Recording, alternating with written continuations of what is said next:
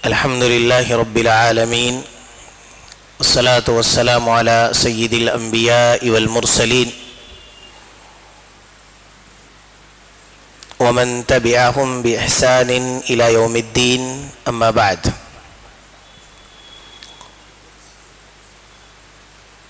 فإن خير الحديث كتاب الله وخير الهدي هدي محمد صلى الله عليه وسلم وشر الأمور محدثاتها وكل محدثة بدعة وكل بدعة ضلالة وكل ضلالة في النار. وقال الله تبارك وتعالى في القرآن المجيد: أعوذ بالله من الشيطان الرجيم، بسم الله الرحمن الرحيم. وما من دابة في الأرض إلا على الله رزقها اللهم أرنا الحق حقا وارزقنا اتباعه وأرنا الباطل باطلا وارزقنا اجتنابه اللهم انفعني بما علمتني وعلمني ما ينفعني وزدني علما. معزز حاضرین مجلس،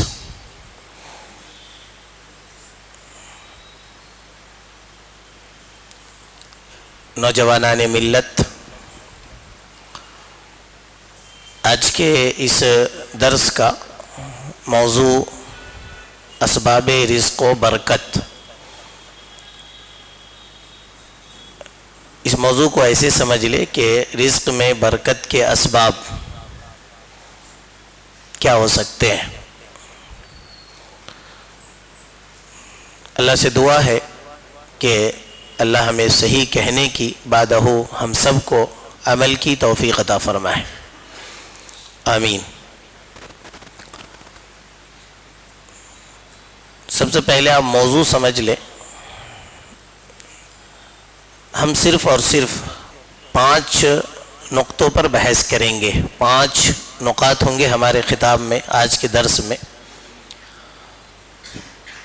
اور ان 5 نقطوں میں ہم اس موضوع کو انشاءاللہ سمجھنے کی کوشش کریں گے.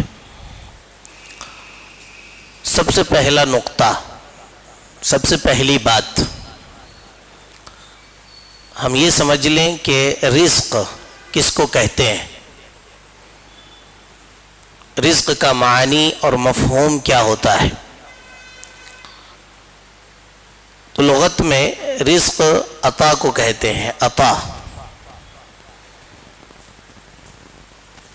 اور جو چیز اللہ کی طرف سے عطا کی جاتی ہے، جو چیز آپ کو ملتی ہے، اسی کو رزق کہتے ہیں. جیسے کسی کو مال ملا ہے تو یہ مال بھی اللہ کی عطا ہے، تو یہ بھی رزق ہوا. علم ہے، کسی کو علم ملا ہے تو یہ بھی اللہ کی طرف سے عطا ہے، تو گویا اس کو رزق، علم کا رزق اللہ تعالیٰ نے عطا کیا ہے. تو رزق عطا کو کہتے ہیں. ایک لفظوں میں اگر آپ اس کو یاد رکھیں تو رزق کا معنی یہ ہوگا کہ ہر وہ چیز جس سے انسان کسی نہ کسی صورت میں فائدہ اٹھاتا ہے، اسی کو رزق کہتے ہیں. کسی بھی چیز سے اگر انسان فائدہ اٹھاتا ہے تو وہ رزق ہے. رزق کا ایک معنی نصیب بھی ہوتا ہے، نصیب، حصہ. اس لیے وہ چیز جو آپ کے پیٹ میں جاتی ہے، وہ اشیاء، وہ چیزیں جو آپ کے پیٹ میں جا رہی ہے، تو اس کو بھی کیا کہتے ہیں؟ رزق کہتے ہیں. اللہ نے قرآن مقدس کے اندر یہ تمام چیزوں کو رزق قرار دیا ہے اور رزق مانگنے کی تلقین کیا ہے. تو اب جو بھی چیزیں اللہ کی طرف سے عطا کیا جائے گا وہ رزق ہے، وہ عطا ہے اللہ کی. اور آپ اگر اس سے فائدہ اٹھاتے ہیں تو اللہ تعالیٰ نے گویا آپ کو اس کا مکلف بنایا ہے کہ آپ اس سے فائدہ اٹھائیں، تو وہ رزق ہے. تو کیا معنی نکلا؟ عطا، جو بھی چیز اللہ نے آپ کو دیا ہے وہ رزق ہے. آج کے موضوع میں یہ جو موضوع ہے ہم رزق نصیب جو معنی نصیب سے لیا گیا ہے، کھانے پینے کی چیزیں ہیں، اس پر بحث کریں گے. یعنی یہ سمجھیں گے کہ مال جو معاملہ ہے، مال کا، رزق کا، اس کے اندر برکت کیسے ہو، اس کے اسباب کیا ہیں، کس طریقے سے ہم برکت کو حاصل کر سکتے ہیں، یہ ساری چیزیں سمجھیں گے. تو پہلا نقطہ اور پہلی بات یہی ہے کہ رزق کا معنی آپ سمجھے، اور رزق کا معنی عطا ہے. جو چیزیں آپ کو ملی ہے اس سے آپ فائدہ اٹھاتے ہیں تو وہ رزق ہے. دوسرا نقطہ، دوسری بات، رزق دنیا کی وہ عظیم نعمت ہے، اس کو آپ یاد رکھیں. رزق دنیا کی وہ عظیم نعمت ہے جس کو تقسیم کرنے کا اختیار اللہ تعالی نے خود اپنے پاس رکھا ہے. خود اپنے پاس رکھا ہے. اتنی عظیم اور اتنی بڑی نعمت ہے کہ رزق کو تقسیم کرنے کا، کہ کس کو کتنا دینا ہے، اس کا جو اختیار ہے، اس کی جو قوت ہے، طاقت ہے، اس کو اللہ تعالیٰ نے اپنے پاس رکھا ہے، کسی اور کو نہیں دیا. دلیل کیا ہے اس بات کی؟ تو دلیل یاد رکھیے آپ، جو میں نے خطبہ مسنونہ کے بعد آپ کے سامنے پڑھی ہے، وہ آیت وَمَا مِن دَابَّةٍ فِي الْأَرْضِ إِلَّا عَلَى اللَّهِ رِزْقُهَا. فرمایا اللہ تعالیٰ نے کہ زمین پر کوئی جاندار ایسا نہیں ہے جس کا رزق اللہ تعالیٰ نے اپنے ذمے نہ لے رکھا ہو.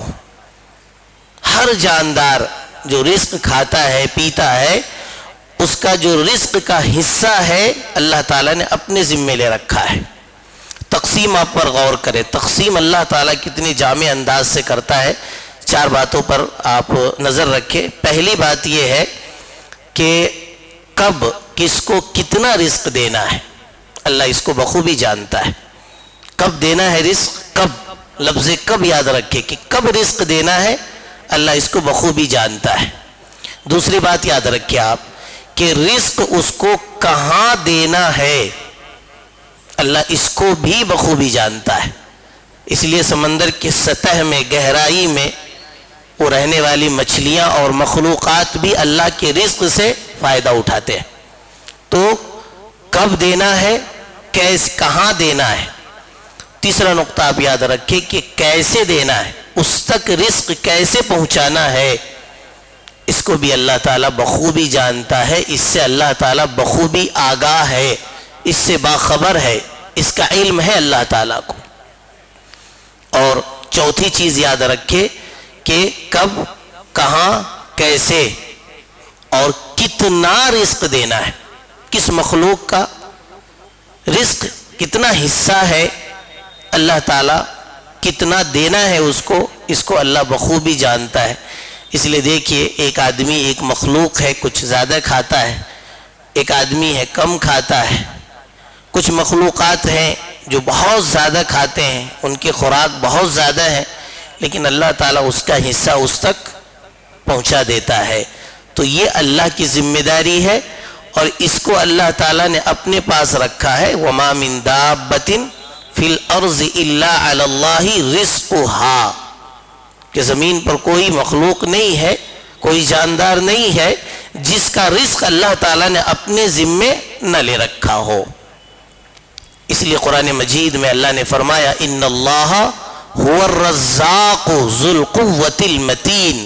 فرمایا نا اللہ تعالیٰ نے کہ وہی اللہ رزاق ہے. رزاق اس میں مبالغہ، فعال کے وزن پر، بہت زیادہ رزق دینے والا، بہت زیادہ رزق دینے والا، اور مضبوط ہے، مستحکم ہے، قوت والا ہے.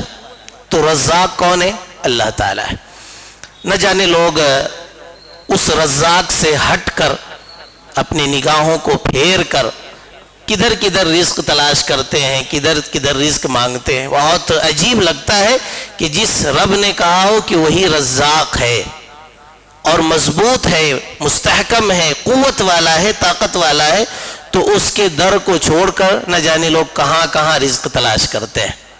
یہ پیغام ہے ہمارے طرف سے، ہمارے لیے بھی، آپ کے لیے بھی، کہ ہم اپنے رزق کا مطالبہ اپنے رب سے کریں جو حقیقی رزاق ہے اور جو رزق دینے پر قادر ہے.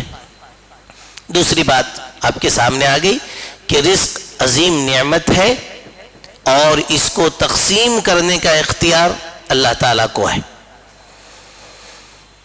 تیسری بات یاد رکھیں آپ، رزق انسان کو نصیب سے ملتا ہے۔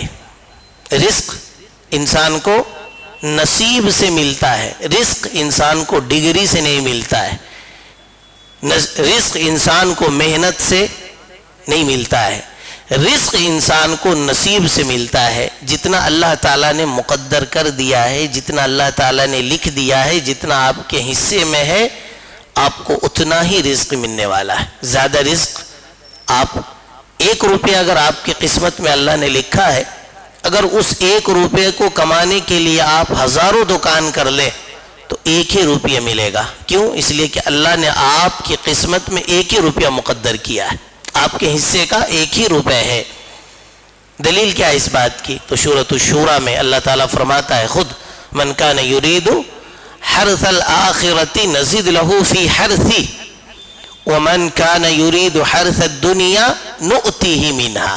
دیکھیے اللہ نے فرمایا کہ جو شخص آخرت کی کھیتی کرتا ہے، ہم اس کی کھیتی میں اضافہ کرتے ہیں، بڑھاتے ہیں، اس کو تقویت دیتے ہیں، اس کو مضبوط بناتے ہیں، مزید چیزیں ان کو بڑھا چڑھا کر کے دے دیتے ہیں۔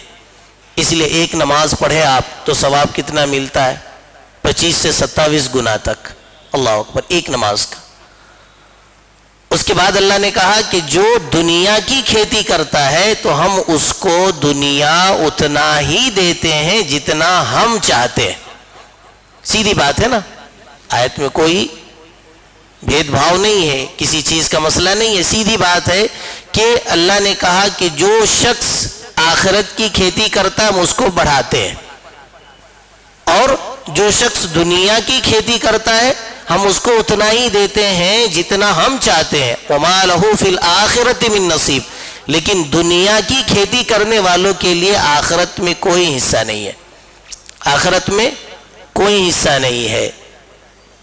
نقطہ یہ تیسرا ہے، بات تیسری ہے، نتیجہ یہ نکالنا ہے، سمجھنا یہ ہے کہ رزق انسان کو قسمت سے ملتا ہے، رزق انسان کو نصیب سے ملتا ہے۔ رزق انسان کو ڈگری سے، بہت زیادہ پڑھ لینے سے اللہ تعالیٰ عطا نہیں کرتا۔ آپ کو مشاہدہ ہوگا، تجربات کیجئے، آپ دیکھیے کہ بہت کم پڑھے لکھے لوگ بھی بہت زیادہ مال کما رہے ہیں، اور بہت زیادہ پڑھے لکھے لوگ بھی مال نہیں کما سکتے ہیں۔ ایک انگوٹھا چھاپ جو ہوتا نا، انگوٹھا لگاتا ہے، ایک انگوٹھا لگایا تو کروڑوں روپے کما لیتا ہے، اور ایک سگنیچر کرنے والا شخص اتنا روپیہ کبھی نہیں کما سکتا۔ تو رزق نصیب سے ملتا ہے، مقدر سے ملتا ہے، اللہ تعالیٰ نے جو مقدر کر دیا ہے وہی ملے گا۔ رزق کے لیے، رزق کے حصول کے لیے، رزق پانے کے لیے ہمیں کیا کرنا چاہیے؟ ایک نقطہ یہ بھی سمجھنا چاہیے کہ رزق ہم کو حاصل کرنا ہے، اللہ سے رزق لینا ہے، تو اس کے حصول کے لیے کیا راستہ ہے، کیا طریقہ ہے، کیسے ہم حاصل کر سکتے ہیں؟ تو اس کے لیے 3 طریقے کتاب و سنت میں بیان کیے گئے ہیں۔ رزق کو حاصل کرنے کا 3 طریقہ ہے۔ پہلا طریقہ یہ ہے کہ آپ رزق کے لیے اسباب اختیار کریں، رزق کے لیے اسباب اختیار کریں، جو بھی سبب ہو سکتا ہے رزق حاصل کرنے کے لیے کمانے کی کوشش کرے۔ رزق حاصل کرنے کے لیے کوئی تاجر ہے تو تجارت کرے۔ تو رزق حاصل کرنے کے لیے اسباب کا اختیار کرنا یہ ضروری ہے۔ ابھی ہم دلیل دیں گے آپ کے سامنے۔ رزق حاصل کرنے کے لیے دوسرا طریقہ ہے توکل علی اللہ، اللہ پر بھروسہ۔ اسباب اختیار کریں اور آپ اللہ پر بھروسہ کریں کہ اللہ تعالیٰ آپ کو رزق دے گا، یہ بھروسہ ہونا چاہیے آپ کو۔ دلیل کیا ہے اس بات کی؟ تو سنن ابن ماجہ میں، ترمذی میں بھی روایت ہے، حسن درجے کے، امام البانی نے حسن کہا ہے۔ نبی صلی اللہ علیہ وسلم نے ارشاد فرمایا، لو انکم توکلتم علی اللہ حق توکلہ لرزقکم کما یرزق الطیر تغدو خماسا وتروح بطانا۔ فرمایا اللہ نبی صلی اللہ علیہ وسلم نے کہ اگر تم لوگوں نے اللہ پر بھروسہ کیا اس طریقے سے جیسے کہ اللہ پر بھروسہ کرنے کا حق ہے، تو اللہ تم کو رزق دے گا اسی طریقے سے جیسے ایک پرندوں کو اللہ تعالیٰ رزق دیتا ہے۔ صبح صبح وہ پرندے اپنے گھر سے اپنے گھونسلے سے نکلتے ہیں تو تغدو خماصن، بھوکا پیٹ ہوتا ہے، خالی پیٹ ہوتا ہے، لیکن جب وہی پرندے شام کو اپنے گھونسلے میں اپنے گھر کو لوٹتا ہے تو تروح بطانا، نبی صلی اللہ علیہ وسلم نے فرمایا کہ اس کا پیٹ بھرا ہوتا ہے، اس کا پیٹ بھرا ہوتا ہے۔ تو دیکھیے اس میں توکل کی بھی مثال ہے اور اسباب کی بھی مثال ہے۔ اگر وہ پرندہ اپنے گھونسلے میں بیٹھا رہ جاتا تو اس کو رزق ملتا نہیں، وہ اپنے گھونسلے سے نکلا، اڑا، اڑان بھرا آسمان میں، اڑان بھرنے کے بعد اس کو رب پر بھروسہ ہے کہ اللہ اس کو کھلائے گا، تو اللہ نے کھلایا۔ اگر یہی معاملہ ہمارے ساتھ ہو کہ ہم بھی اسی طریقے سے اللہ رب العالمین پر بھروسہ کرے جیسے کہ یہ پرندوں کا ہے، تو اللہ تعالیٰ جب اس پرندے کو رزق دے رہا ہے تو اللہ تعالیٰ آپ کو رزق نہیں دے گا؟ ضرور دے گا اللہ تعالیٰ رزق، اللہ تعالیٰ آپ کو دے گا۔ تو یہ دونوں باتیں یاد رکھیں آپ۔ صوفیوں کا عقیدہ ہے، آپ کتابیں پڑھے ہوں گے، تو اللہ اللہ کرنے سے، اللہ کی ضربیں لگانے سے رزق نہیں ملتا۔ ایک آدمی، جیسے میں مولوی صاحب ہوں، اگر میں مسجد ہی میں بیٹھ جاؤں کہ میں مصلی پر بیٹھا رہوں گا، یہاں سے نکلوں گا نہیں، ہاتھ پاؤں نہیں ماروں گا، تو مجھے رزق ملے گا؟ نہیں ملے گا۔ مجھے بھی رزق پانے کے لیے کچھ نہ کچھ کرنا پڑے گا، ہاتھ پاؤں پھینکنا پڑے گا، باہر نکلنا پڑے گا۔ تو یہ تو ہوا اسباب، اور توکل، نکلنے کے بعد اللہ پر بھروسہ کرو کہ اللہ تعالیٰ رزق دینے پر قادر ہے، اللہ تعالیٰ رزق دے گا۔ تو یہ دو طریقے ہوئے، اسباب اختیار کرے اور توکل علی اللہ، اللہ پر بھروسہ کرے۔ تیسری بات یاد رکھیں جو بڑی جامع ہے، اسباب اختیار کرنے کے بعد، اللہ پر بھروسہ کرنے کے بعد اللہ سے دعا کرے، دعا کرے کہ اللہ تعالیٰ مجھے رزق عطا کر دے۔ قرآن میں آپ نے پڑھا ہوگا، ایک جگہ اللہ فرماتا ہے وَرْزُقْنَا، اے اللہ ہمیں رزق دے، وَأَنْتَ خَيْرُ الرَّازِقِينَ، کہ تو رزق دینے والوں میں سب سے بہترین رزق دینے والا ہے۔ نبی صلی اللہ علیہ وسلم کی حدیث ہے، امام البانی رحمۃ اللہ علیہ نے سلسلۃ الصحیحہ میں اس حدیث کو صحیح کہا ہے کہ نبی صلی اللہ علیہ وسلم نے ارشاد فرمایا کہ ایک آدمی کہتا ہے وَإِذَا قُلْتَ اللَّهُمَّ ارْزُقْنِي، یہ حدیث غور سے سنو، کچھ نقطے دینے والا ہوں۔ کہا نبی صلی اللہ علیہ وسلم نے کہ اللہم ارزقنی، ایک بندہ کہتا اے رزاق، اے رزق دینے والا مجھے رزق عطا کر دے، تو اللہ کیا کہتا معلوم ہے؟ اس کے جواب میں کیا کہتا؟ قد فعلت، میں نے رزق دے دیا تم کو۔ دعا کیا اس نے کہ یا رزاق اللہم ارزقنی، تو اللہ کیا کہتا ہے؟ قد فعلت، میں نے تم کو رزق دے دیا۔ ایک نقطہ یاد رکھیے آپ، جب بھی رزق کا آپ سوال کریں نا اللہ سے، تو اللہ کا یہ جو نام ہے نا رزاق، اس کو یاد رکھیں آپ، اس کو یاد رکھیں، اور اللہ سے رزق مانگتے وقت یہ رزاق کا وسیلہ دے اللہ سے کہ یا رزاق اللہم ارزقنی، تو رزاق ہے اور تو رزق دے سکتا ہے، تو اللہ تعالیٰ رزق دے گا۔ حدیث نے آپ کو کیا سمجھایا؟ آپ نے حدیث سے کیا سمجھا کہ جب کوئی بندہ رزاق کا واسطہ دیتا ہے اللہ سے اور کہتا ہے کہ تو رزاق ہے، تو مجھے رزق عطا کر دے، تو اللہ تعالیٰ اس کو دے دیتا ہے۔ تو یہ تین راستے ہو گئے، اسباب، توکل اور دعا۔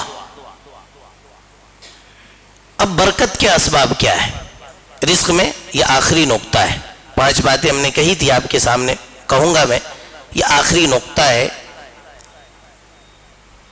رزق میں برکت کیسے آئے گی؟ تو اس کے لیے سب سے پہلی بات ہے، آپ نے سنا بھی ہے، سمجھا بھی ہے، جانتے بھی ہے کہ رزق میں برکت کے لیے سب سے پہلی چیز جو ضروری ہے وہ ہے ایمان والی زندگی کا میسر ہونا۔ آپ کی زندگی میں ایمان داخل ہو۔ سیدھی بات آپ یاد رکھیں کہ جس دل میں ایمان گھر کر جاتا ہے، جس دل میں ایمان گھس جاتا ہے، اس کے اطراف کو، اس کے جسم کو، اس کے گھر کو، سب کو منور کر دیتا ہے، سب کو روشن کر دیتا ہے۔ یہ ایمان کا فائدہ ہے۔ تو ایمان والی زندگی اگر گزاریں گے، دل میں ایمان ہوگا، تو اللہ تعالیٰ آپ کے لیے رزق کے دروازے کھولے گا، رزق کے دروازے کھولے گا۔ اللہ خود فرماتا ہے، دلیل آپ یاد رکھیں، اللہ فرماتا ہے وَلَوْ أَنَّ أَهْلَ الْقُرَىٰ آمَنُوا وَاتَّقَوْا لَفَتَحْنَا عَلَيْهِمْ بَرَكَاتٍ مِّنَ السَّمَاءِ وَالْأَرْضِ، اگر یہ بستی والے ایمان کی اور تقوی کی زندگی گزارتے تو ہم اس کے لیے آسمان سے برکتوں کے اور زمین سے برکتوں کے دروازے کھول دیتے. آسمان سے بھی اور زمین سے بھی برکتوں کے دروازے کھول دیتے. اللہ اکبر. حاصل کیا ہوا کہ اگر زندگی ایمان سے پر ہے، زندگی میں ایمان ہے، تو اللہ تعالی رزق عطا کرتا ہے. ایک بات یاد رکھے، آپ لوگوں میں سے جو عربی جانتے ہیں اس کو معلوم ہونا چاہیے، برکتن یہ واحد ہے اور اس کا جو جمع ہے وہ برکات ہے. برکات ہے، اور یہ برکتن کی جمع جب برکات ہے تو اس کو جمع صحیح کہتے ہیں. جمع صحیح، اس کو سالم بھی کہہ سکتے ہیں آپ، جمع سالم بھی کہہ سکتے ہیں اس کو. جمع سالم کا فائدہ کیا ہوتا ہے یہ سمجھانا آپ کو. جمع سالم کا 3 فائدہ ہوتا ہے. 3 فائدہ. پہلا فائدہ، کسی چیز کی کثرت مراد ہوتی ہے. کسی چیز کی کثرت، بہت زیادہ. تو اس آیت کا کیا مطلب ہوگا کہ اللہ تعالیٰ آسمان سے اور زمین سے بہت سارے برکت کو نازل فرمائے گا. ایک معنی یہ ہوا. بعض علماء نے کہا ہے کہ جمع صحیح کا جو فائدہ ہوتا ہے وہ ہے، غور سے سنیں آپ، کہا کہ مواظبت علی الشیء، کسی چیز پر ہمیشگی. اگر ہمیشگی ہوگا تو معنی یہ ہو جائے گا کہ اللہ تعالیٰ آسمان سے اور زمین سے جو برکتیں نکالے گا اہل ایمان کے لیے وہ کبھی ختم نہیں ہوگا، اس میں دوام ہوگا، برابر اس کے پاس وہ باقی رہے گا. اور بعض علماء نے کہا کہ جو برکات ہے اس کے اندر یہ فائدہ بھی ہے کہ یہاں پر کثرت مال مراد نہیں ہے، قناعت مال مراد ہے. یعنی اللہ تعالیٰ، اس کو غور سے سن لیں آپ، اللہ تعالیٰ اتنا مال عطا کر دے گا آپ کو جو مال آپ کی زندگی کے لیے کافی ہو جائے گی. آپ دیکھے ہوں گے کہ بہت سارے لوگوں کے پاس مال بہت ہے لیکن زندگی کے میں سکون نہیں ہے، وہ مال اس کے لیے کافی نہیں ہے. لیکن کچھ لوگ آپ کو ملیں گے جس کے پاس مال کم ہے لیکن کافی ہے، مال کافی ہے. تو اتنا مال اللہ عطا کرے گا جو قناعت کرنے والا ہوگا. جی، تو اللہ نے اصل میں یہ پیغام دیا کہ آپ اگر ایمان کی اور تقوی کی زندگی گزارتے ہیں تو اللہ تعالیٰ آپ کے لیے برکتوں کے دروازوں کو کھول دے گا. ایک اور معنی ہے، ایک اور نقطہ آپ یاد رکھیں، برکت آتی کہاں سے ہے؟ محل برکت کہاں ہے؟ تو 2 ہی ہے، یا تو آسمان سے برکت نازل ہوگی یا پھر زمین سے ہوگی. اس آیت میں اللہ نے کہا لَفَتَحْنَا عَلَيْهِمْ بَرَكَاتٍ مِّنَ السَّمَاءِ وَالْأَرْضِ، آسمان سے یا زمین سے.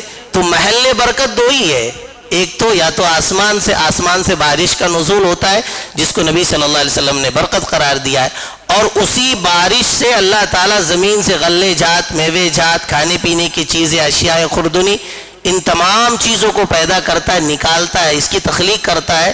تو یہ زمین کی برکت ہے. تو محل برکت 2 ہی ہے. تو اللہ یہ دونوں جو برکت کا محل ہے نا، کس کے لیے کھولتا ہے؟ اس کے لیے جو اہل مومن ہے، ایمان کی زندگی گزارتے ہیں. تو اسباب برکت میں معاملہ کیا سامنے آیا؟ نتیجہ کیا رکھنا ہے آپ کو؟ اخذ کیا کرنا ہے کہ ہمیں چاہیے کہ ہم ایمان والی زندگی گزارنے کی کوشش کریں. دوسرا طریقہ استغفار. بار بار آپ نے سنا ہے، استغفار بھی رزق میں برکت کے اسباب میں سے ایک سبب ہے. قرآن میں اللہ تعالیٰ نے 2-3 مقامات پر اس کا ذکر فرمایا ہے. ایک جگہ اللہ فرماتا ہے حضرت نوح علیہ السلام کے قوم کے تعلق سے، فَقُلْتُ اسْتَغْفِرُوا رَبَّكُمْ إِنَّهُ كَانَ غَفَّارًا يُرْسِلِ السَّمَاءَ عَلَيْكُمْ مِدْرَارًا وَيُمْدِدُكُمْ بِأَمْوَالٍ وَبَنِينَ. دیکھیے کہ اللہ تعالیٰ آسمان سے موسلا دھار بارش کو نازل فرمائے گا، مال اور اولاد کی نعمتوں سے تم کو نوازے گا. شرط کیا ہے؟ فَقُلْتُ اسْتَغْفِرُوا رَبَّكُمْ، اپنے رب سے استغفار کرو، اپنے گناہوں سے معافی مانگو.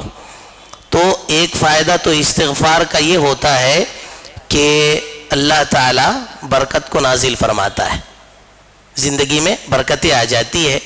اور ایک فائدہ آخرت میں ملے گا، ایک فائدہ آخرت میں ملے گا کہ جب کوئی بندہ اللہ سے صدق دل کے ساتھ استغفار کرتا ہے، اپنے گناہوں سے معافی مانگتا ہے، توبہ کرتا ہے، تو اللہ تعالیٰ اس سے گناہوں کو مٹا دیتا ہے، گناہ مٹا دیا جاتا ہے۔ اللہ فرماتا ہے قرآن مقدس کے اندر وَهُوَ الَّذِي يَقْبَلُ التَّوْبَةَ عَنْ عِبَادِهِ، پھر پڑھیے یہ آیت وَهُوَ الَّذِي يَقْبَلُ التَّوْبَةَ عَنْ عِبَادِهِ، وہی اللہ ہے جو اپنے بندوں سے توبہ کو قبول کرتا ہے، وہی اللہ ہے جو اپنے بندوں سے توبہ کو قبول کرتا ہے۔ یہاں کوئی 9 پڑھے ہیں آپ میں سے؟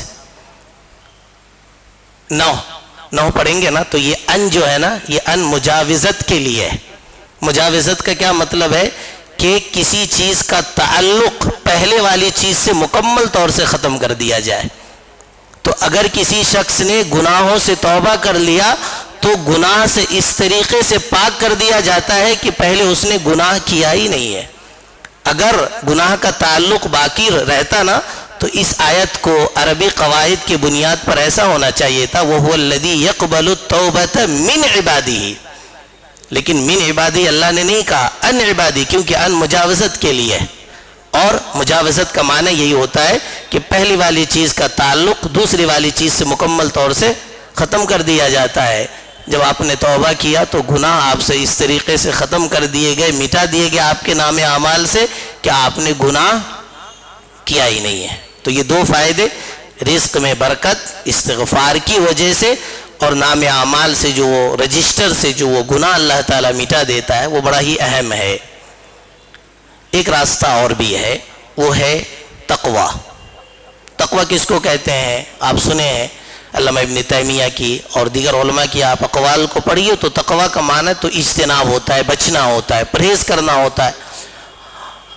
علماء کیا لکھتے ہیں، سلف کے قول کو پڑھیے تو آپ کو اس بات کا علم ہوگا کہ تقوی اس چیز کا نام ہے کہ جو اللہ نے کرنے کا حکم دیا ہے آپ نے کیا، اور جن چیزوں سے روکا ہے آپ اس سے رک جاتے ہیں، یہی تقوی ہے، یہی تقوی ہے۔ ابی بن کعب حضرت عمر کا جو مکالمہ ہے، جو آپس میں باتیں ہیں، اس کو پڑھیے آپ اور سمجھیے کہ تقوی اسی چیز کا نام ہے کہ جو منہیات ہیں، جس سے اللہ تعالیٰ نے روکا ہے اس سے آپ رک جائیں، اور جو اوامرات ہیں جس کو کرنا ہے، جس کو اللہ کے نبی یا اللہ تعالیٰ نے کرنے کا حکم دیا ہے اس کو کریں آپ، یہی صاحب تقوی ہے۔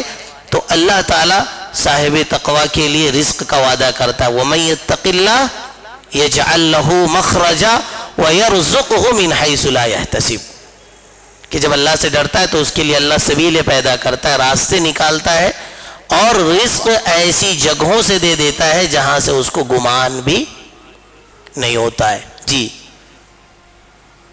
تو یہ بھی معاملہ ہے کہ ہم کو چاہیے کہ ہم تقوی کی زندگی گزارنے کی کوشش کریں۔ آخری بات آپ یاد رکھیں، نماز کی پابندی کریں، نماز کی پابندی کریں۔ نماز کی پابندی کرنے والے کے لیے بھی اللہ تعالیٰ رزق کے دروازے کھولتا ہے۔ سورہ طٰہٰ کے آخر کے آیات میں اللہ تعالیٰ خود فرماتا ہے، سورہ طٰہٰ 16 پارہ جہاں پر ختم ہوگا اس سے پہلے جو پہلا پیج ہے آپ اس کو پڑھیں گے تو اللہ فرماتا ہے وَأْمُرْ أَهْلَكَ بِالصَّلَاةِ وَاسْتَبِرْ عَلَيْهَا، خود نماز پڑھو اور اپنے گھر والوں کو، اپنے احیال کو، رشتہ داروں کو گھر پر جما لو، نماز پر جما لو اس کو، وَاسْتَبِرْ عَلَيْهَا، کہ اس پر جم جائے، وہ چھوڑے نہ، چھوڑ پکڑ نہ کرے، ایک وقت ہی پڑھتے دوسرا چھوڑ دیا۔ تو کہا کہ نحن نرزقک لا نسألک رزقا، نماز پڑھو گے نا تو میں تم سے رزق کا سوال نہیں کرتا ہوں، نحن نرزقک، ہم تم کو رزق دینے والے، ہم تم کو رزق دیں گے، والعاقبۃ للتقوی، اور جو آخرت ہے وہ تو متقی لوگوں کے لیے، وعدت للمتقین، جنت کی نعمتیں اللہ تعالیٰ نے کس کے لیے تیار کیا ہے؟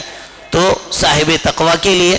تو نماز کی مواظبت، ہمیشگی نماز پر، اور نماز کی پابندی خود کرنا، گھر والوں کو کرانا، اور جو بچے ہیں آپ کے جس پر نماز فرض ہے اس کو پابندی کرانا بھی رزق کے اسباب میں سے ایک سبب ہے۔ اور بھی بہت سارے اسباب ہو سکتے ہیں لیکن وقت اجازت نہیں دیتا۔